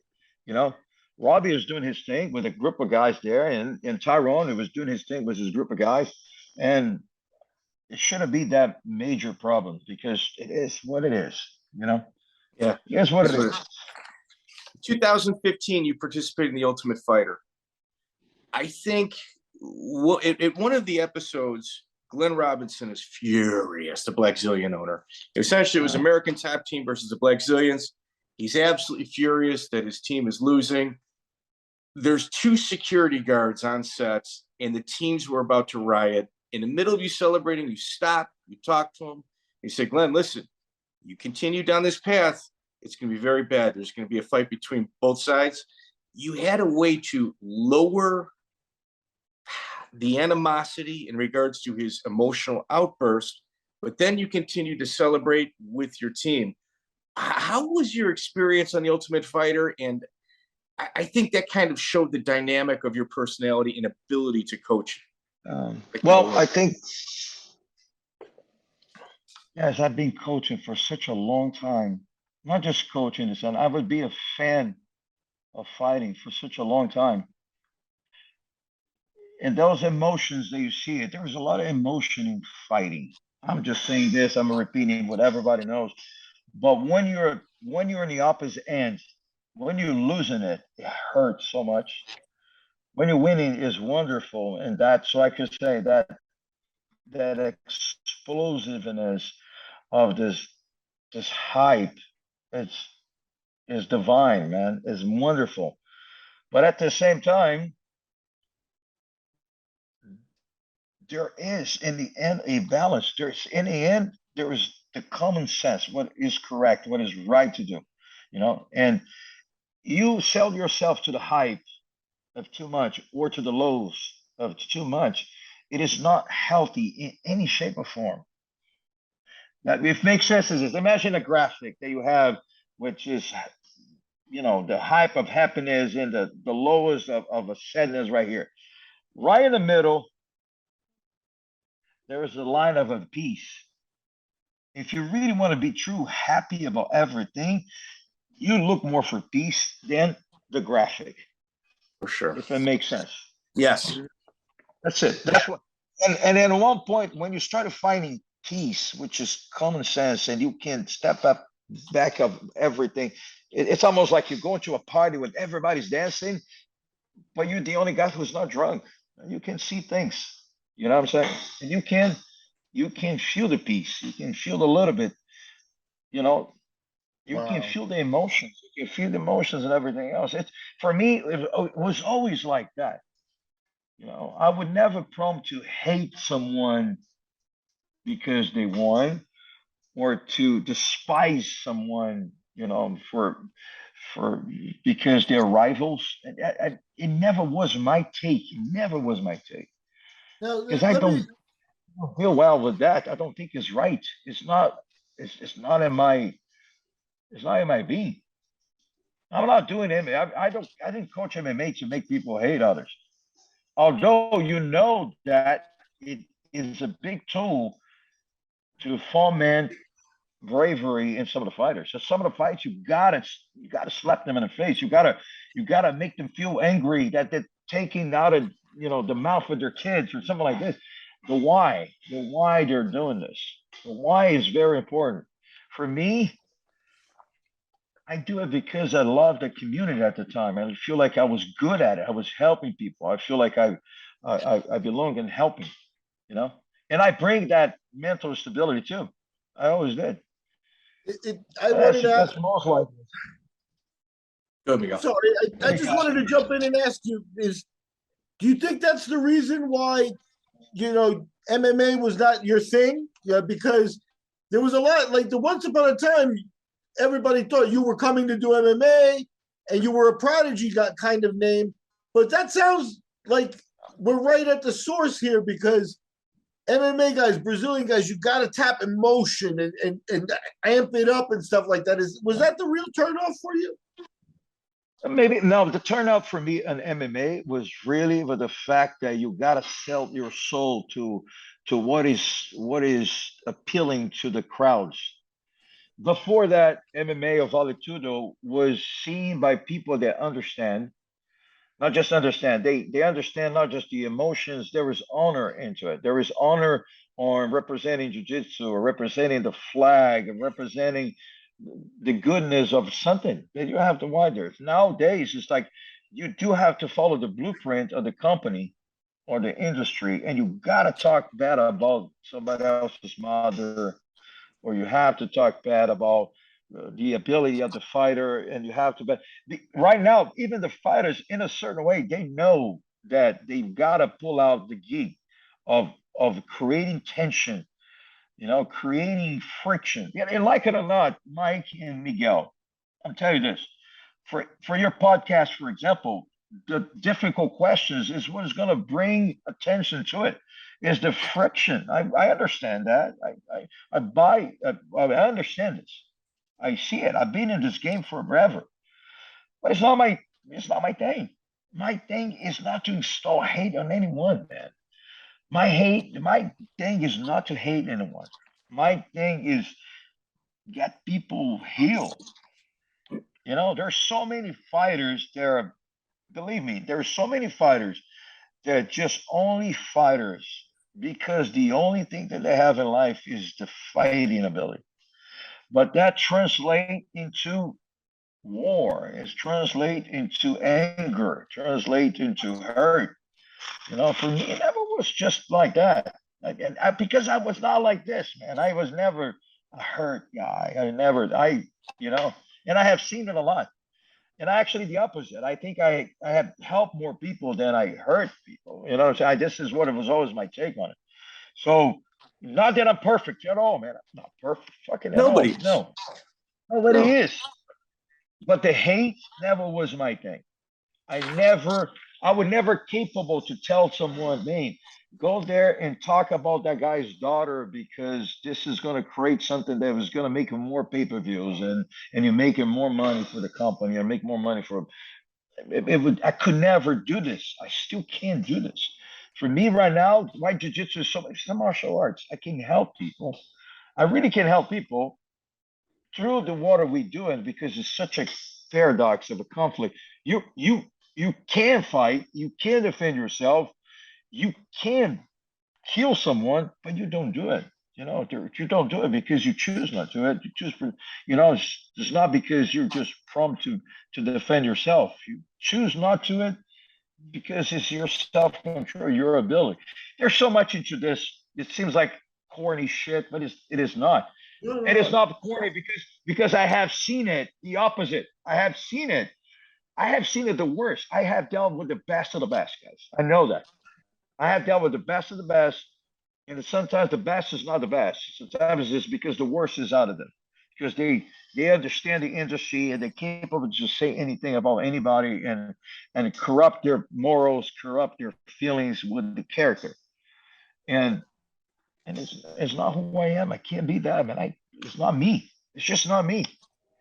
That makes sense? Yeah, no, absolutely. Let's kind of bring back to training. You've actually rolled with Goker in the past. Yeah. How would you describe that experience?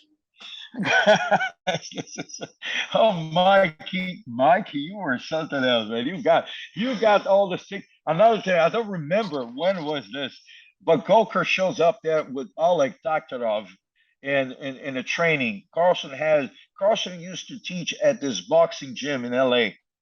And we all went there. It probably was 97, 95, 96, something like this, And we went there, visit Carlson. and we were training there, me, Victor, and Carlos Barreto. And the guys came in to train with us. It was out of surprise. Nobody knew it. They just came up and we trained, you know. And what happened that we don't kiss and tell. You're not going to tell me that. I don't kiss and tell. It is what it is. It was good training. Let's put it this way. Okay. So not kissing and telling, you also had a private session with Rickson. You and Rickson both had to go in the gym too. Am I correct? No, I never. No, Mike, I never did. No, I never did. You two never rolled? No, I never. No, I never rolled with Rickson. Never did. Never did.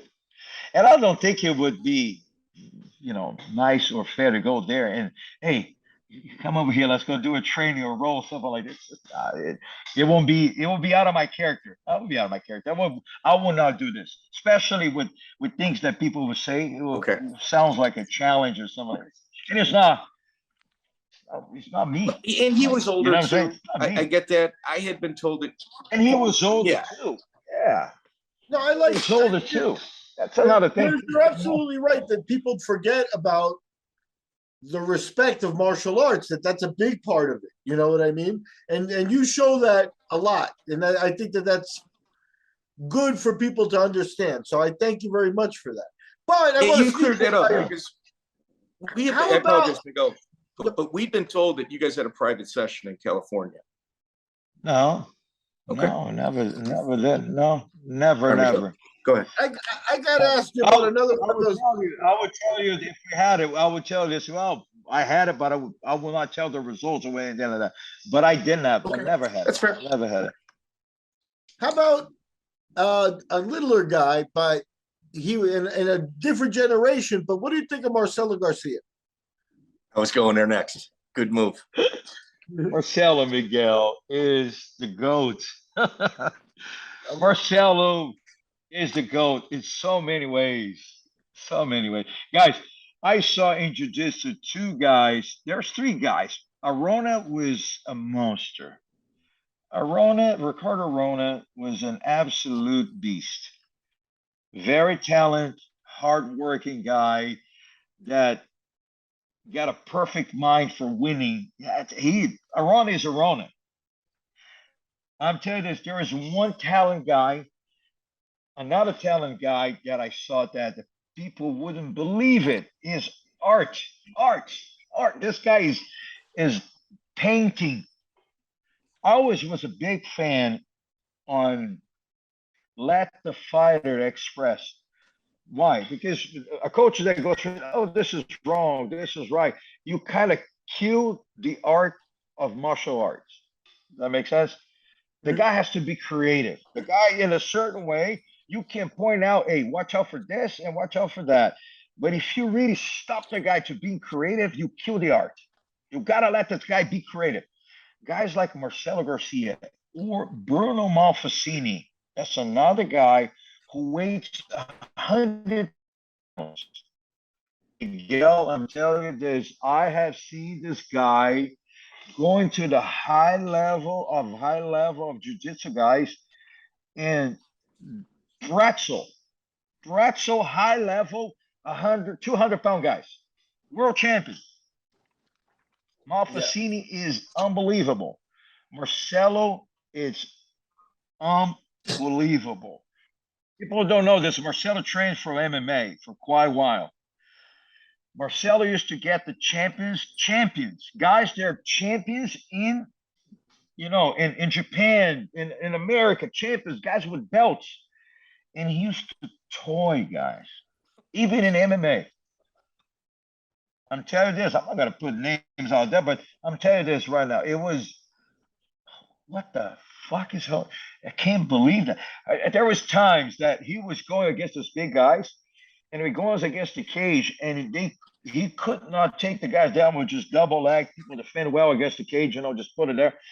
He was pulling half guard and sweeping those guys, and the guys could not stop it. You couldn't stop it. Against the cage, push against the cage, the guy would not be taken down against the cage. High-level wrestlers, Division I champions, high-level Division I champions. I'm telling you this, you couldn't stop the takedown. Boom.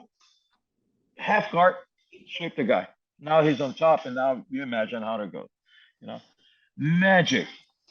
Marcelo makes magic happen. Wow. Things that you can't believe it. I'm telling you this. Marcelo is really, it's out of this world, man. He's out of, and his personality, it goes for me with everything, you know. Exactly saying, imagine a guy that can, a guy that can kill you. The guy is so good that can beat the crap out of you, but he doesn't do it. And he treats you as well, and he treats anyone very well. You know, as a human being and dedicated to family, dedicated to things. This is, for me, it's one of the best examples of a martial artist can be.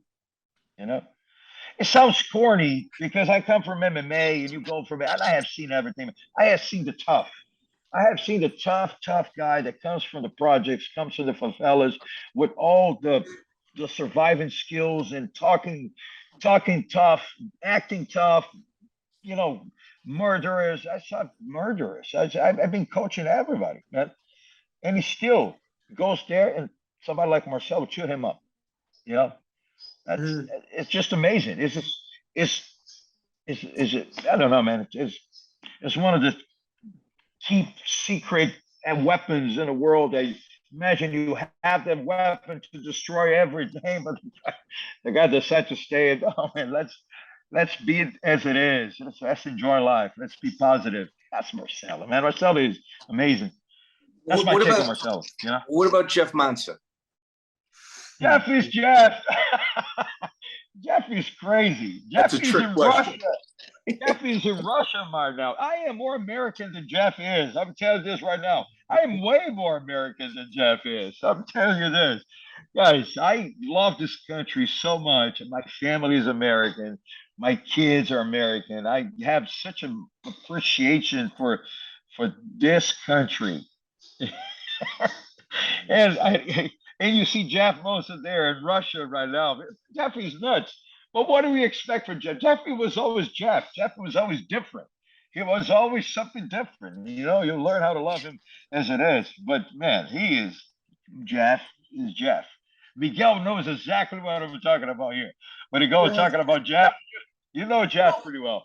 Yes, let me ask you though, how was it for you? Because Jeff also was one of the first top team guys where as a Brazilian coach, you're coaching an American now.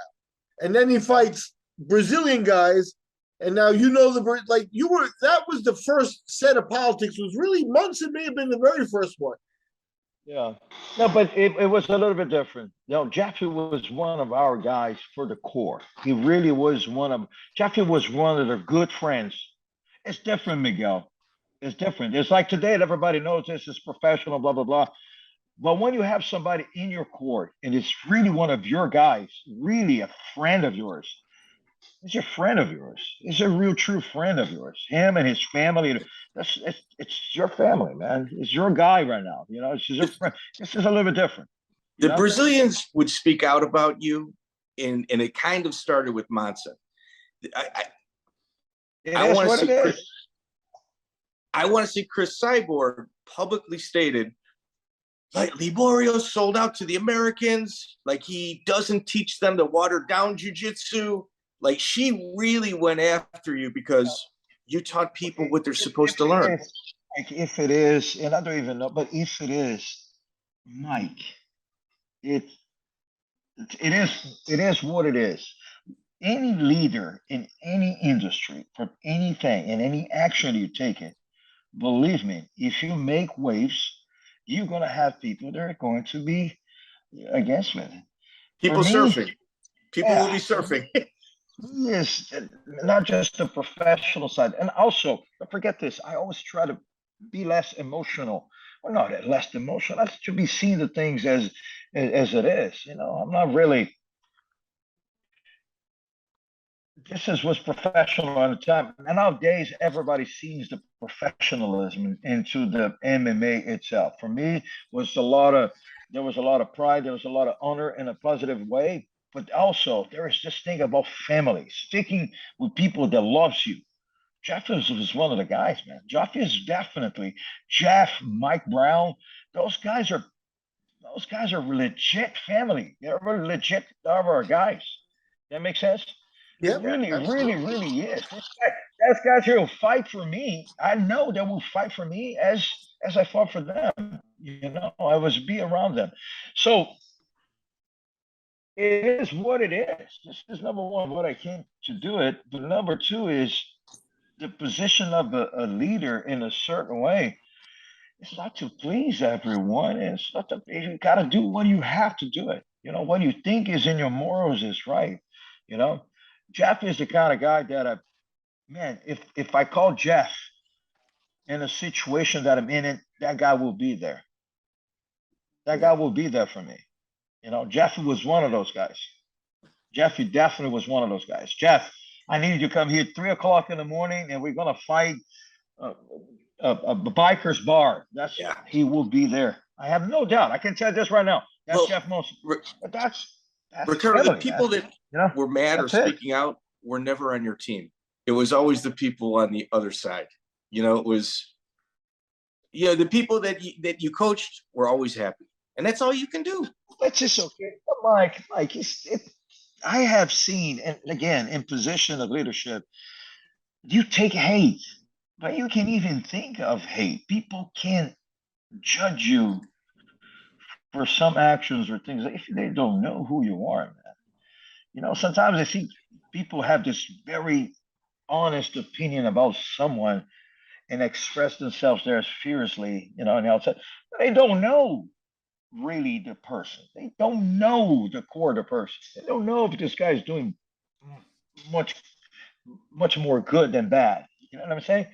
Or maybe they actually got caught up with some image that you think this guy's doing much better than negative things, and you go for that for the flow. So the opinion is very easy manipulated. You know this. That's media. Yeah, for sure. Out there, you know, the daily basis for me is what it counts, and I don't take to the heart, not much, you know. I just stay away from sort of media and good, positive, and bad. I just stayed away. This is for my sake, for my Peace, for my happiness, man. This is for my peace. That's Miguel. That's it. You know, fuck it, peace, sure. man. For me, my mission is to try to create a positive environment around me and around the people, and spread spread things that I believe to what I do well, which is martial arts. You know, maybe in a different way. I'm not just saying this. Miguel knows me a little bit. That's who I am, man. You know, it's just a little bit who I am.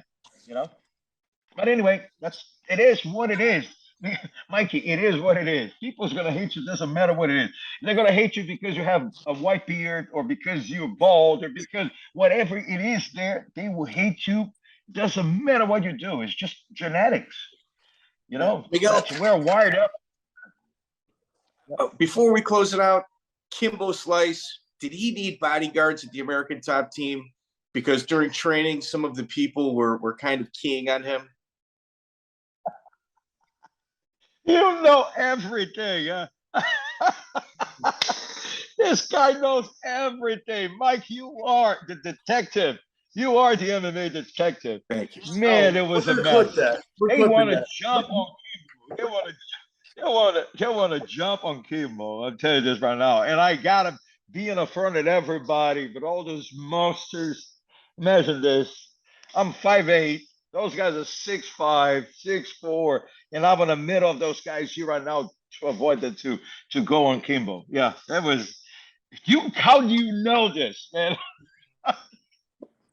Holy moly! You guys are you guys are well informed with this. You know, I would get my ass kicked by 2 or 3 that wanted to get Kimbo, but I could not let that happen. You see Kimbo walk in the gym, is like, man, let's go get this guy. No, I do not let it happen. Oh my God, that was a crazy day. I'm gonna tell you this. So Miguel, I'm gonna close it out. Do you have anything before I do that? I got one more crazy day in the gym. That American Top Team craziness. Oh my God, Miguel. Were you there Were you there the day Josh Barnett visited and bumped heads with Hector Lombard? No, I wasn't there. No. Okay. Okay, Are you sure? I don't think it was ATT, Miguel. It was ATT. it was, yeah, it was everywhere. It was with Eric Paulson. It was ATT. It was in the UFC locker room. It's been everywhere. Well, Wow, here, Josh is a big guy. were you around Waleed when he and Alex Davis fought? Were there 3 or 4 times that they fought on the street? No, but I heard about it. I was at the event. Okay. It was in one of the UFCs in Brazil, and I was at the event, but I didn't see it. I just find out this later. I think I was cutting weight for someone, something like that. But I heard about it. Yeah. Okay. Alex, man, Alex is a courageous guy. He was there. He didn't let things slide. He really, he was there. He was there with Waleed. You know? So it's kind of crazy. we're going to Anyway. close with there's a couple people that I really respect in the grappling world. One of which is Wade Rome. Wade Rome is as solid of a person as you're going to get. This is what he wrote online. Jeff Monson and myself were training for the Arnolds last year. Liborio showed up to actually row with us in order to help. He racked up 17 submissions between Jeff and I within about 20 minutes of training and said, "You guys are too damn strong. I rarely get subbed, even in the practice room. So that is a solid testament as well as how good Liborio is." And this is an old Liborio and a young Wade Rome. Mike, tell you don't kiss and tell. I'm from the old days of this thing. A trainee is a trainee. You don't tell about training. That's what it is. You know, we're getting struck by this. You don't go from there. You know. Well, I'm going to continue. Wade is really one of my guys. He's biased to say, you know, he really is. He's one of my dear black belts and dear friends too. He is amazing. Jeff Monson, while training for the ADCC, said he could not roll with you too close to his competitions because it would destroy his mind going into the competitive atmosphere that grappling brings along with it. Any comment on that? Oh my God. Oh, Jeff is a monster. Jeff, it was really one of the best competitors I ever met. Jeff Monson loved competition more than anything. I think that Jeff, until today, if he was not competing, he would be involved in some crazy shit that was going to be deteriorate your life. You know what I'm saying? That Jeff is this kind of guy that where he get the competition, or he's going to find out some crazy things to do in his life that's going to end up in a a book. Jeff is the kind of character that will be in a book that people, you're not going to believe it. 50% of what is written over there. Yeah. No. This is not. He did this. No. This is not possible. That's Jeff. That's Jeff Monson. You subtract jiu-jitsu and wrestling and fighting from Jeff Monson's life, he's in prison doing a very, very long extended sentence. Oh, you're right. You're right about this. Something crazy would happen. Yeah. I'm telling you, Miguel knows what I'm talking about. Jeff is kind of character that you would read on books. Some guys like you, I can't believe that this guy did this or did that. That's Jeff Monson. Jeff is Jeff. We just have to say, Jeff is Jeff. Okay. Did you, while I went out, did you talk about the ADCC match with Sperry? You know, we didn't talk about that. We also didn't talk about Ricardo Arona in 2001. I think we should probably save that. Okay. And here's a little teaser for everyone. Ricardo Arona almost quit jiu-jitsu in 2001 after a training session with this gentleman. And that's not Ricardo kissing and telling. That's Ricardo Arona publicly stating that.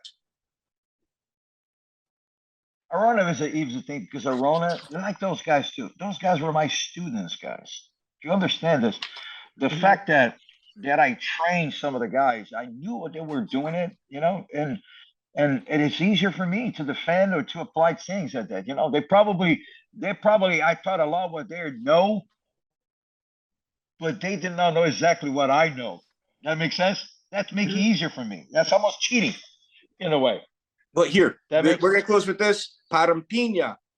Well, I was waiting till wait, here. I was at Carlson School since 1987, and I saw many, many good guys arrive there and tap like white belts to Liborio. I won't say names because it wouldn't be cool, but I can guarantee to all of you, he tapped everybody at Carlson's. World champions, Abu Dhabi champions, MMA veterans, all of them preparing for their tournaments, which means that they were in shape. The funny part is the fact that like Liborio keeps off training for like 2 or 3 months and then shows up and kicks everybody's ass just like that. Liborio, you're an absolute gentleman. We sincerely appreciate you taking your time with us. Thank you, Mike. Thank you, Miguel. I appreciate you guys a lot. Thank you. Thank you for what you're doing for the industry, for martial arts, MMA, grappling, jiu-jitsu, from all of us. For me, is one thing. I really, all the accolades, all the trainees, you can actually be as good as you can be in the human, the qualities of the person, I think, is more important than actually the accolades. Accolades will go away. It fades away. The landscape changes so fast. For me, is like, I want to be remember as a good guy that helps a lot the industry to grow, and influence people in a positive way. It was always my goal in mind, and when the meat factory started coming in and the industry started really producing things that you can bring it in and chew it up and put it out, it was a little bit more difficult for me because it's not exactly what I wanted to do in my life. You know what I'm saying? But I really truly appreciate what you guys doing, and not just to bring memory from old guys like me, but you listen all the parts. You'll listen to all the parts. You listen to the tough guy. You listen to the guy who's winning, the guy who lost, the guy who's doing this. But you're building, the industry. That this is very, very important. Well, Murilo Bustamante, is he in Brazil or is he in the United States? He's in Brazil, but he speaks English though. That was my hero growing up, man. I'm not even gonna lie. I was a Murilo Bustamante mark. Anyway. You guys should have bring him in, for a conversation like that. I can set up. We would bring you in with that if you were up for it. Oh yeah, he is my brother. He truly is my brother. He's a tremendous human being. Anyway, guys, again, thank you. You guys are awesome. And I'm here for always an honor to catch up, sir. Thank you, Michael. The Lights Out podcast now has Ricardo Liborio in the books. That's a good get. Oh, for sure. It was good to catch up with him. He is who he is, which is cream of, elite of the elite, really. And we get, I knew him a little bit.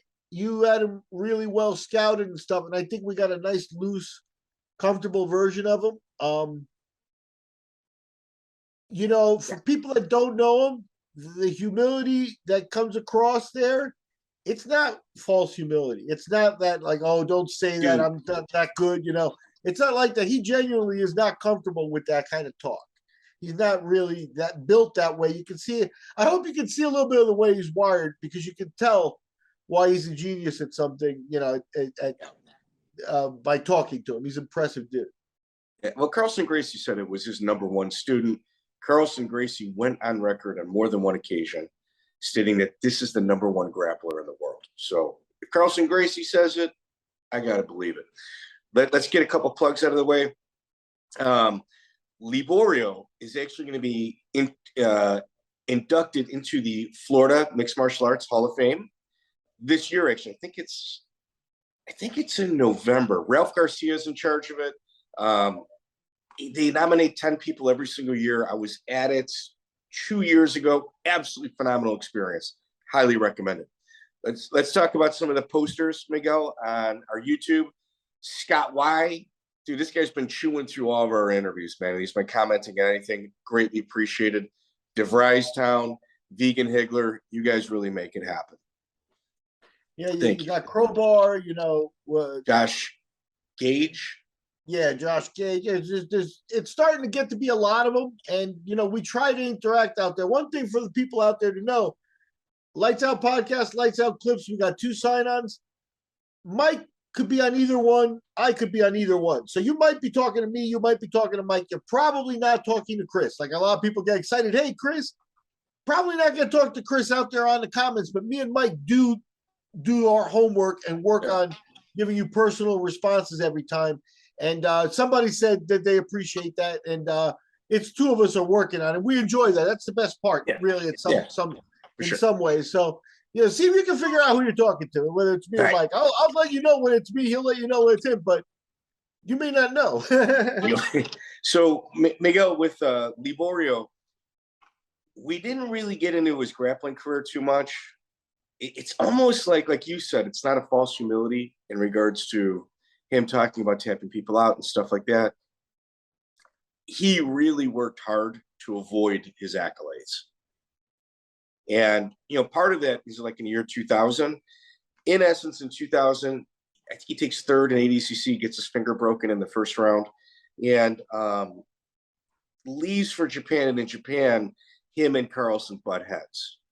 And as you guys have heard in our Thiago Alves interview, a couple other ones, our Conan Silveira, we talked about a meeting between Carlson and Liborio at the Hammond Civic Center where they just clashed. And, from what I gather, that's kind of where they made amends and they made up. And we're going to get to that in our next Liborio interview. That I can promise. He and I chatted briefly about it offline, and he's agreed to come back on at a future date. And he says there's nothing, that he's going to hide from us. Helping with this interview, Ralph Garcia. We've talked about him already. Carlos Diaz. When I sent Carlos Diaz my notes, and he didn't even respond. He just called me up and he goes, "Oh, dude, this is going to be a good one." He's like, "I can't wait." So, we get little people checking our homework. It helps us out. For sure. We love it when the guys are putting out comments and, sending suggestions and stuff. We take them all to heart. At this point, we're still small. Take advantage of it while we're still here. We may never get big, but we may die.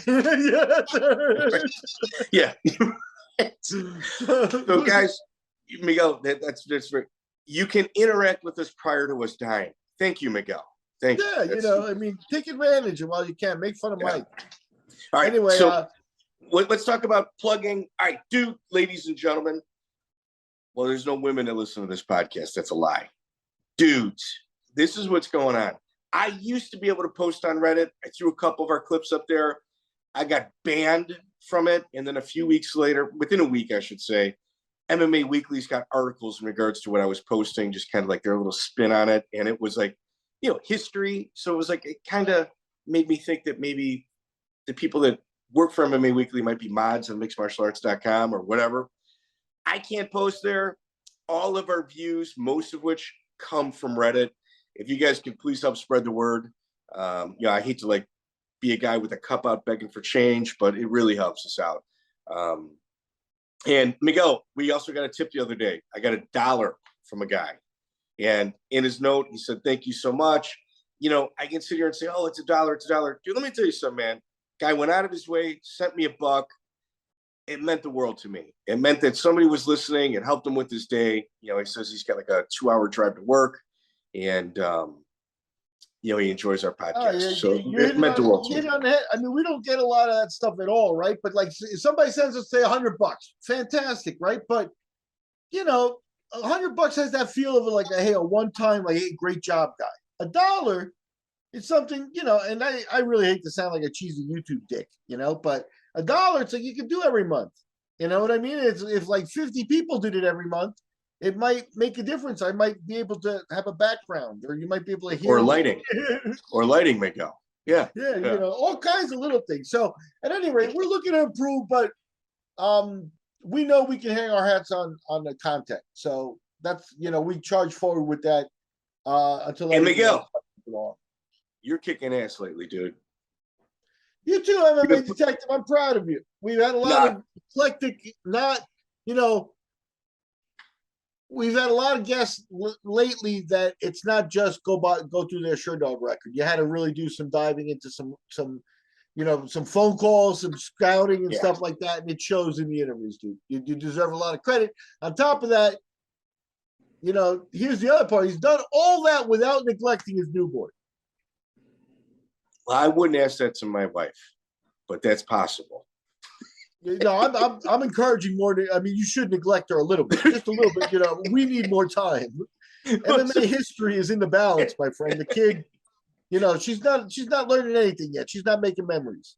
All right, so Miguel, you've been putting together like these little 1-minute clips that we put on our stories, and it's actually helped us grow. It's for sure helped us, and you've been busting your ass on it. You and the editor, you guys have been doing awesome, dude. It's helped us grow. You can see it. We used to do clips. We did for the first year. We did a lot of clips in the clips channels out there. There's over 1,000 of them out there. Some, they range from 3 to 5 to 10 minutes. Some of them, and they're all great stories and stuff. Well worth checking out. But these 1-minute clips, I think, really grab people. Because you can't get the full story. So it's like, what's next? And it's fun pinpointing a minute. It's hard sometimes trying to find a minute where.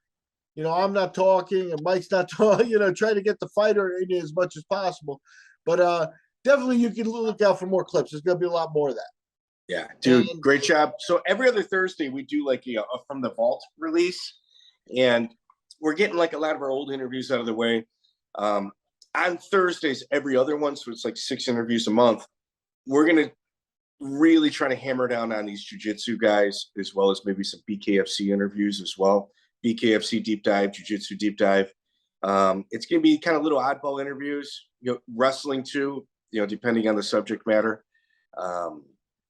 So every other Thursday, look out. We're going to do something kind of unique once we get through our back catalog.